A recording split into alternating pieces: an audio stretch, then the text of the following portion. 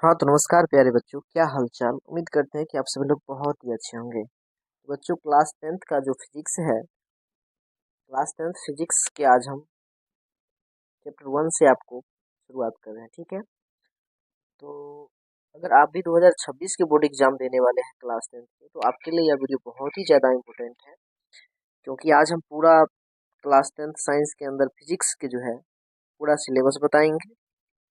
फिर आपको सिलेबस बताने के बाद आपको चैप्टर 1 में बहुत सारा क्वेश्चन भी करवाएंगे। ठीक है, तो आप लोग वीडियो को शुरू से अंत तक जरूर देखिएगा, आपके एग्जाम के लिए बहुत ही ज़्यादा हेल्पफुल होगा। ठीक है, कहीं ना कहीं आप इससे नोट्स बना सकते हैं और आप अपने एग्जाम में बेहतर कर सकते हैं। ठीक है, तो चलिए बिना समय गंवाए हम क्लास स्टार्ट करते हैं। बस उससे पहले आप लोगों को कहेंगे कि इस चैनल पर अगर आप लोग अभी तक नए हैं तो चैनल को सब्सक्राइब कर लीजिएगा, वीडियो को एक लाइक कीजिएगा और वीडियो को शेयर जरूर कीजिएगा अपने दोस्तों के पास। ठीक है, चलिए स्टार्ट करते हैं। तो आज की क्लास बिना देरी किए हुए देखिए, क्लास 10th का जो फिजिक्स है, क्लास 10th के फिजिक्स के अंतर्गत आपके टोटल 6 चैप्टर हैं।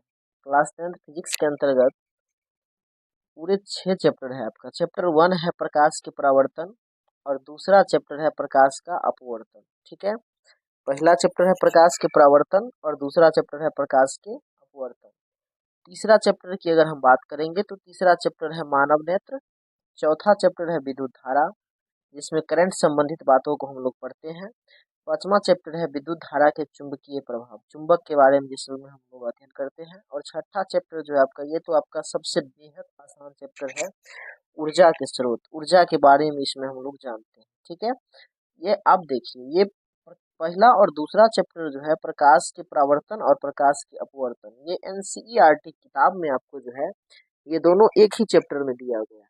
ये हम आपको भारतीय भवन बुक के अनुसार बता रहे हैं अलग अलग, बाकी एनसीईआरटी में ये दोनों चैप्टर एक ही में दिया गया है। दोनों में अंतर बस ये है कि प्रकाश के परावर्तन में आपको दर्पण के बारे में पढ़ना है। प्रकाश के परावर्तन में दर्पण संबंधी, प्रकाश संबंधित और दर्पण संबंधी बात को पढ़ना है। दूसरा में आपको लेंस संबंधित बातों को पढ़ना है। जो तीसरा चैप्टर है, और ये पहला और दूसरा चैप्टर आपके एग्जाम के लिए बहुत ज्यादा एमवीवीआई। ठीक है, चैप्टर नंबर 1 और 2 कौन कौन, तो चैप्टर 1 और 2, 1 और 2 कहे तो सबसे ज्यादा इम्पोर्टेंट है, क्योंकि वन से आपको कम से कम दो 5 नंबरी आने का चांस रहता है। एक F बराबर R/2 और एक दर्पण सूत्र। ठीक है, दूसरा चैप्टर से एक लेंस सूत्र आने की संभावना रहता है। और तीसरा चैप्टर जो है आपका मानव नेत्र, मानव नेत्र में अपना लोग पढ़ेंगे मानव नेत्र से संबंधित, आंख से संबंधित बातों को। ठीक है, और चौथा आपको विद्युत संबंधित बातों को पढ़ना है। पांचवा है विद्युत धारा के चुंबकीय प्रभाव, चुंबक संबंधित बातों को इसमें हम लोग जानेंगे। ठीक है, और ऊर्जा के स्रोत है छठा सबसे लास्ट चैप्टर, जिसमें हम लोग ऊर्जा के बारे में अध्ययन करेंगे। ठीक है, तो देखिए पूरा सिलेबस तो हम लोग जान गए। अब अपना लोग चलते हैं चैप्टर नंबर जो 1 है प्रकाश के परावर्तन, उस चैप्टर के तरफ। ठीक है,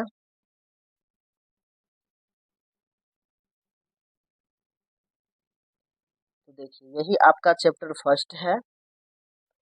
चैप्टर फर्स्ट है आपका, जिसका नाम है प्रकाश का परावर्तन। ठीक है, चैप्टर 1 का नाम है प्रकाश के परावर्तन। तो सबसे पहले हम लोग फिजिक्स पढ़ने जा रहे हैं, भौतिकी पढ़ने जा रहे हैं। तो सबसे पहले हम लोग का फर्ज बनता है कि हम लोग भौतिकी के सबसे पहले परिभाषा को जाने, भौतिकी है क्या, यानी फिजिक्स है क्या। उसके बाद में हम लोग क्वेश्चन पढ़ेंगे। ठीक है, तो देखिए पहला चैप्टर का नाम है आपका प्रकाश के परावर्तन। क्या नाम है चैप्टर के, प्रकाश का परावर्तन, यानी रिफ्लेक्शन ऑफ लाइट इंग्लिश में बोलते हैं। ठीक है ना, तो पहला क्वेश्चन आपका यहीं से स्टार्ट होता है कि भौतिकी क्या है। सबसे पहले हम लोग ये जानेंगे कि फिजिक्स आखिर है क्या। तो फिजिक्स क्या है, भौतिकी क्या है। तो यह विज्ञान की एक ऐसी शाखा है जिसके अंतर्गत हम लोग प्रकृति में होने वाली प्राकृतिक घटनाओं के बारे में अध्ययन करते हैं। ठीक है, हमारी प्रकृति में जो भगवान का बनाया हुआ ये प्रकृति है, ये संसार है, उसमें जितने भी सारी घटनाएं घटती है, वो सारे घटनाओं के बारे में हम लोग जिस विषय के अंतर्गत अध्ययन करते हैं वही हमारा क्या है, फिजिक्स है, यानी भौतिकी है। साफ शब्दों में हम लोग कह सकते हैं कि भौतिकी क्या है, तो एक प्रकार से आपका जो है एक प्राकृतिक विज्ञान है। ठीक है, जैसे में आप समझ सकते हैं मौसम का बदलना, बादलों का बनना, वर्षा का होना, चंद्र तथा सूर्य ग्रहण लगना। ठीक है, तो ये सभी जो प्रक्रियाएं होती हैं, मौसम में जो परिवर्तन होता है, ठीक है, कभी बारिश का मौसम तो कभी गर्मी तो कभी सर्दी का मौसम, ठीक है, तो ये जो मौसम में परिवर्तन होता है, इन सभी घटनाओं के बारे में अपना लोग किस विषय के अंतर्गत अध्ययन करेंगे, तो ये भौतिकी के अंतर्गत अध्ययन करेंगे, यानी फिजिक्स के अंतर्गत। ठीक है, चलिए, अब जो चैप्टर है आपका प्रकाश के परावर्तन, ठीक है, तो वहां से हम लोग सबसे पहले प्रकाश क्या है वहां से स्टार्ट करते हैं। चैप्टर का नाम ही है प्रकाश का परावर्तन, तो सबसे पहले जानेंगे कि प्रकाश क्या है। तो बच्चों, प्रकाश एक ऐसी बाहरी भौतिक कारक है जिसकी उपस्थिति में हम लोग किसी भी वस्तु को देखने की अनुभूति प्राप्त करते हैं। ठीक है, यानी प्रकाश एक ऐसी बाहरी भौतिक कारक है जिसकी सहायता से हमें किसी भी वस्तु को देखने की अनुभूति प्राप्त होती है। कहने का मतलब, आप लोग सोचते होंगे कि हम तो किसी भी वस्तु को आंख से देखते हैं, बट ऐसी बात नहीं है। जब तक आपके समक्ष प्रकाश नहीं होगा, आपकी आंखों के सामने प्रकाश नहीं होगा, आप किसी भी वस्तु को नहीं देख सकते।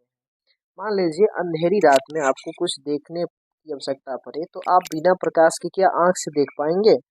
तो आपका जवाब होगा कि बिल्कुल भी नहीं। ठीक है, आप बिना प्रकाश के कभी भी किसी भी चीज को नहीं देख सकते हैं। ठीक है, आप कहिएगा कि दिन में देख लेते हैं, तो दिन में भी आपका सूर्य का प्रकाश होता है तो ही आप देख पाते हैं, बाकी अंधेरा में आप बिना प्रकाश के किसी भी चीज को नहीं देख सकते हैं। यहाँ पर देख सकते हैं ये प्रकाश, जैसे बल्ब जल रहा है, तो बल्ब के प्रकाश के में भी हम लोग किसी भी चीज को आसानी से देख सकते हैं। ठीक है, चलिए, अब प्रकाश के कुछ गुण भी है, जिस गुण के बारे में हम लोग जानते हैं। तो प्रकाश एक प्रकार की ऊर्जा होती है, यानी प्रकाश से हमें एक प्रकार की क्या होती है? ऊर्जा होती है, एनर्जी होती है। ठीक है, दूसरा पॉइंट है, यह निर्वात में भी गमन करती है। निर्वात कहने का मतलब है जहां आपका वायुमंडल नहीं है, हवा माध्यम नहीं है, वहां भी जो है प्रकाश गमन करती है। वो भी कितना के स्पीड से गमन करती है? तो निर्वात में प्रकाश की चाल आपके एग्जाम की दृष्टि से बहुत बहुत अहम है। पूछा जाता है कि निर्वात में प्रकाश की चाल कितनी होती है, तो हम कहेंगे 3 × 10⁸ मीटर प्रति सेकेंड। प्रकाश की चाल जो है, निर्वात कहे या हवा में कहे, प्रकाश की चाल 3 × 10⁸ मीटर प्रति सेकेंड या किलोमीटर प्रति सेकेंड में कहेंगे, तो ये हो जाएगा लगभग 3 लाख किलोमीटर प्रति सेकेंड। ठीक है, याद रखिएगा। अगला क्वेश्चन है कि प्रकाश सरल रेखा में गमन करती है। सरल रेखा कहने का मतलब है कि सीधी रेखा। सरल रेखा का मतलब क्या होता है? सीधी रेखा। सरल रेखा का मतलब होता है सीधी रेखा। अंग्रेजी में दोनों का मीनिंग एक ही होता है, स्ट्रेट लाइन, याद रखिएगा। ठीक है, तो प्रकाश जो है बच्चों आपका, वो सीधी रेखा में गमन करती है। कैसी रेखा में गमन करती है? तो सीधी रेखा में गमन करती है। प्रकाश एक विद्युत चुंबकीय तरंग भी है। प्रकाश क्या है? एक विद्युत चुंबकीय तरंग भी है। यहाँ पर कहा गया है कि 19वीं शताब्दी में ऐसा पाया गया है कि यदि प्रकाश के पथ में एक छोटी सी वस्तु रख दी जाए, तो सीधे चलने के बजाय प्रकाश अपने पथ से थोड़ा सा विचलित हो जाती है। इस घटना का नाम विवर्तन दिया गया। बच्चों, कहने का मतलब है कि प्रकाश जैसे सीधी रेखा में गमन करती है, तो प्रकाश के रास्ते में अगर हम कुछ वस्तु ऐसा रख देंगे जो प्रकाश को रोक दे, तो होता क्या है? प्रकाश सीधे जाने के बजाय थोड़ा सा टेढ़ी मुड़ करके तब निकलती है। तो इस घटना को हम लोग कहते हैं प्रकाश का विवर्तन। ठीक है, और ये सारी पीडीएफ आपको चाहिए तो डिस्क्रिप्शन में आपको व्हाट्सएप चैनल का लिंक मिलेगा, वहां से आप लोग जुड़ जाइएगा, या टेलीग्राम से भी जुड़ सकते हैं, उसका भी लिंक रहेगा। आपको पीडीएफ वगैरह वहां से सभी चीज मिल जाएगा। ठीक है, चलिए, अब बढ़ते हैं अगले क्वेश्चन की तरफ। अगला क्वेश्चन है बच्चों आपका कि प्रकाश का स्रोत किसे कहते हैं। ठीक, नाम से ही स्पष्ट है, प्रकाश का स्रोत। स्रोत का क्या मतलब? किसी चीज, कोई भी चीज जिस चीज से मतलब प्राप्त होती है, उसी को तो हम लोग स्रोत कहते हैं। हैं? तो यहाँ पर देखिए, प्रकाश स्रोत यानी प्रकाश का क्या स्रोत है? प्रकाश किस चीज से हमें मिल सकती है? तो कहेंगे इसके डिफिनीशन में कि वह वस्तु जहाँ से प्रकाश निकलती है या उत्सर्जित होती है। कोई भी वस्तु जहाँ से प्रकाश निकलती है या उत्सर्जित होती है उसे हम लोग प्रकाश स्रोत कहते हैं। जैसे जलता हुआ बल्ब हो गया, जलता हुआ मोमबत्ती हो गया, इत्यादि बहुत सारी चीजें हैं। ठीक है, जलता हुआ बल्ब से प्रकाश निकलती है, वो भी प्रकाश स्रोत हो गया। मोमबत्ती हो गया, हम कह सकते हैं जलता हुआ लालटेन, है ना, हम कह सकते हैं टॉर्च, है ना, बहुत सारी चीजें है कि नहीं है। तो जिससे भी प्रकाश निकलेगा वो प्रकाश स्रोत होगा।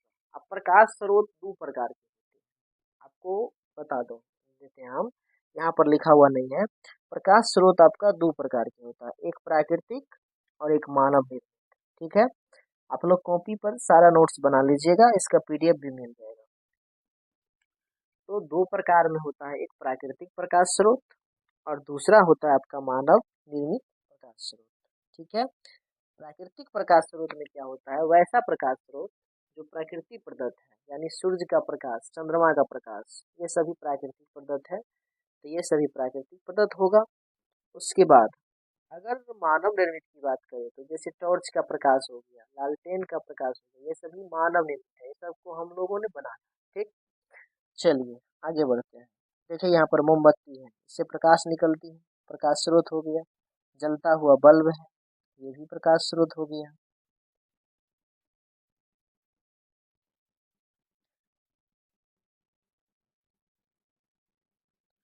चलिए नेक्स्ट क्वेश्चन है आपका कि आत्मदीप्त पदार्थ किसे कहते हैं। तो ऐसा पदार्थ जो स्वयं प्रकाश का उत्सर्जन करता है आत्मदीप्त पदार्थ कहलाता है, जैसे सूर्य, तारा, जुगनू इत्यादि। कहने का मतलब है कि कोई भी पदार्थ, कोई भी वस्तु जो स्वयं प्रकाश उत्सर्जित करती है उसे आत्मदीप्त कहते हैं। आत्मदीप्त, आत्म का मतलब खुद से, अदीप्त का मतलब प्रकाश देना, यानी खुद से जो प्रकाश देता है, प्रकाश उत्सर्जित करता है, उसे हम लोग आत्मदीप्त पदार्थ कहते हैं। क्लियर। अब अदीप्त पदार्थ किसे कहते हैं, तो ऐसा पदार्थ जो स्वयं प्रकाश उत्सर्जन नहीं करता है लेकिन प्रकाश की उपस्थिति में दिखाई देता है, अदीप्त पदार्थ कहलाता है। जैसे चंद्रमा, चंद्रमा स्वयं प्रकाश तो नहीं देता है, उत्सर्जन नहीं करता है, लेकिन प्रकाश की उपस्थिति में ये दिखाई देता है। जैसे टेबल, कुर्सी आदि, ये सभी आपका क्या है, अदीप्त पदार्थ है, याद रखिएगा।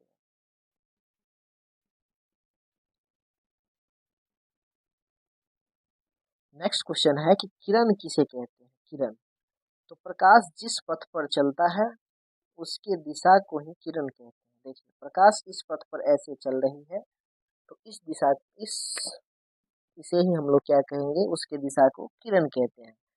अब किरण पुंज क्या होता है भाई, तो हम कहेंगे कि किरणों के समूह को किरण पुंज या प्रकाश पुंज कहते हैं। यह तीन प्रकार के होते हैं। किरणों के समूह देख सकते हैं, ये किरणों के समूह है, ऐसे ऐसे ऐसे, तो किरणों के समूह को किरण पुंज कहते हैं। ठीक है, ये तीन प्रकार के होते हैं। किरण पुंज कितने प्रकार के होते हैं, तो किरण पुंज बिल्कुल तीन प्रकार के होते हैं।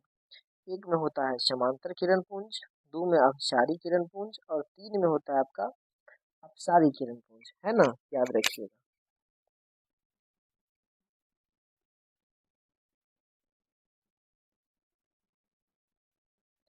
चलिए नेक्स्ट, अब आगे बढ़ते हैं हम लोग।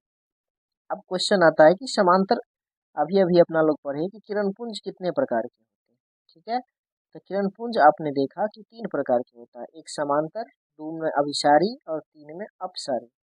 तो अब इसका डेफिनेशन जानते हैं अपना लोग क्या होता है। समांतर किरण पुंज क्या होता है देखिएगा, तो वैसे किरण पुंज जिसमें सभी किरणें आपस में समांतर हो उसे समांतर किरण पुंज कहते हैं। ठीक है, वैसा किरण पुंज जिसमें सभी किरणें आपस में समांतर है, इसका पिक्चर ऊपर दिया गया था। समांतर किरण पुंज देखिए ऐसे ऐसे ऐसे, बिल्कुल जो एक दूसरे के क्या हो, किरणें ऐसे समांतर हो, इस प्रकार से समांतर हो, उसे समांतर किरण पुंज कहते हैं। ठीक है, अगला है अभिसारी किरण पुंज, तो वैसे किरण पुंज जिसके सभी किरण एक बिंदु पर आकर जमा होते हैं या मिलती है उसे अभिसारी किरण पुंज कहते हैं। अभिसारी का मतलब एक ही बिंदु पर आकर मिलते हैं।